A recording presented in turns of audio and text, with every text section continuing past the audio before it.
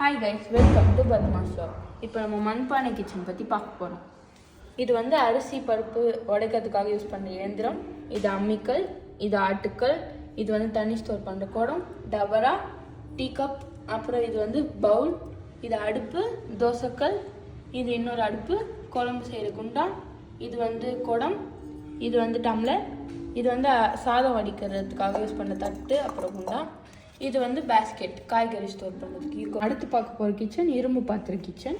இது வந்து சப்பாத்தி பூரி தேக்கற்கல், அப்புறம் இது வந்து பேன், இது ஜல்லிக்கரண்டி, இது அருவாமனை, அப்புறம் இது ஒத்த அடுப்பு, தோசைக்கல், தோசைக்கரண்டி, ரெட்டை அடுப்பு, கடாய், அப்புறம் குழம்பு கரண்டி, அப்புறம் இன்னொரு தோசைக்கல், இது குழிப்பானையார கடாய், அப்புறம் குழிப்பானையார் எடுக்கிறதுக்காக யூஸ் பண்ண டூல், அப்புறம் இது ஃப்ளாட் கடாய், அப்புறம் இது பெரிய ஃபேமிலி தோசை சொல்கிறதுக்கான தோசைக்கல். இப்போ ஸ்டெயின்லெஸ் ஸ்டீல் கிச்சனுக்குள்ளே போக போகிறோம்.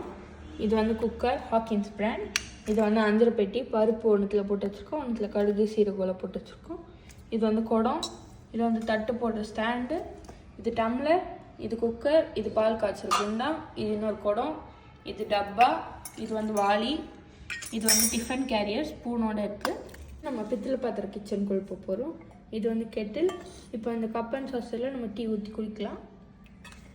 அப்புறம் இது பக்கெட், இது வந்து தட்டு, இது குட்டி டபரா, இது பெரிய டபரா, இது 2 பக்கெட், இது வந்து கப் அண்ட் சாஸர் போடுற ஸ்டாண்ட். இது நம்ம இந்த டபரா வச்சு எப்படி பிரியாணி செய்யறதுன்னு பார்க்கலாம். Bye guys.